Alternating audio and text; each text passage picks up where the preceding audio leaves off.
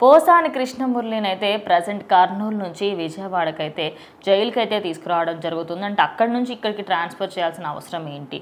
ఆయనకైతే PT warrant అయితే ఇవ్వడం జరిగింది. అదే కాకుండా ఈయనలాగా ఎవరెవరైతే ప్రవర్తిస్తారో, ఎవరైతే దూషిస్తారో వాళ్ళందరికీ కూడా ఫ్యూచర్లో కేసులు పడతాయని చెప్తున్నారు. అసలు ఏం జరుగుతుంది ఏపీలో? సో ఖచ్చితంగా కర్నూలు నుంచి అక్కడి నుంచో ఒక చోట అయితే బెయిల్ వచ్చింది ఆయనకి. సో అందుకని ఇంక అక్కడ వాళ్ళు అయితే వదిలేశారనమాట.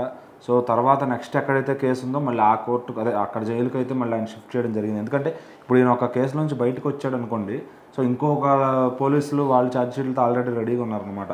సో మరి ఆ విధంగా ఆయన చేసిన కామెంట్లు ఏవైతే ఉన్నాయో అవి చాలా పర్సనల్గా తీసుకున్నారనుకోవచ్చు ఇప్పుడున్న డిప్యూటీ సీఎం గారు కానీ సీఎం గారు కానీ.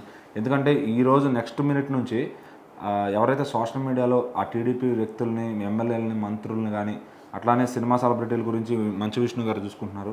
సో అట్లా ఎవరైనా సెలబ్రిటీలను కానీ ఏదన్నా అనకూడని మాటలు అంటే వాళ్ళని క్రిటిసైజ్ చేయొచ్చు. మీ వల్ల అవ్వట్లేదు అని చెప్పి బాక్స్ ఆఫీస్ దగ్గర లేదంటే పొలిటీషియన్లు అయితే పని దగ్గర అంతేగాని వాళ్ళని పర్సనల్గా వెళ్ళిపోయి వాళ్ళని బూతులు తిట్టి వాళ్ళని ఇంకా అనరాని మాటలు అంటే కనుక ఖచ్చితంగా పోసాని గారికి అట్లాంటి అయితే పనిష్మెంట్ ఉంటుందో అదేవిధంగా అదే కామెంటర్స్ కూడా అదే పనిష్మెంట్ ఉంటుంది.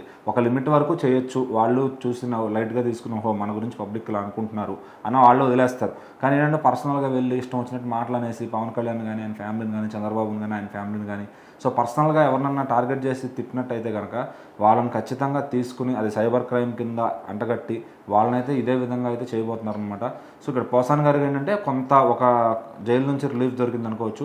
ఎవరో కోర్టులో లాయర్ గారు, జడ్జి గారు మహానుభావుడు ఆయనకు ఒక చోట బెయిల్ ఇచ్చారు. సో ఇంకా నెక్స్ట్ మరి అలా అన్ని చోట్ల దొరుకుతుందా? ఎక్కడికి వెళ్ళినా కూడా మరి 17-18 కేసులు ఉన్నాయి కాబట్టి అన్ని చోట్ల రికవర్ అవ్వాలంటే చాలా టైం పడుతుంది.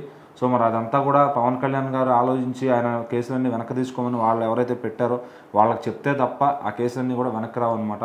సో మరి పోసాని గారికి కూడా కొంచెం మాటలు నోరు అదుపులో పెట్టుకోవడానికి బుద్ధి ప్రసాదిస్తాడని మరి ఆ దేవుడిని కోరుకోమనాలి. సో మరి ఆ దేవుడు పవన్ కళ్యాణ్ రూపంలో ప్రత్యక్షమై మళ్ళీ తిరిగి ఆయన అన్ని కేసులు వెనక్కి తీసుకుంటే కానీ ఆయన బయటకు రాడు. సో మరి ఈలోపు హెల్త్ బాగాలేదని అది ఇదని చెప్పి డ్రామాలు ఆడి ఆయన ఎంత ట్రై చేసినా కానీ ఆ కేసుల నుంచి అయితే విముక్తి కాలేడు.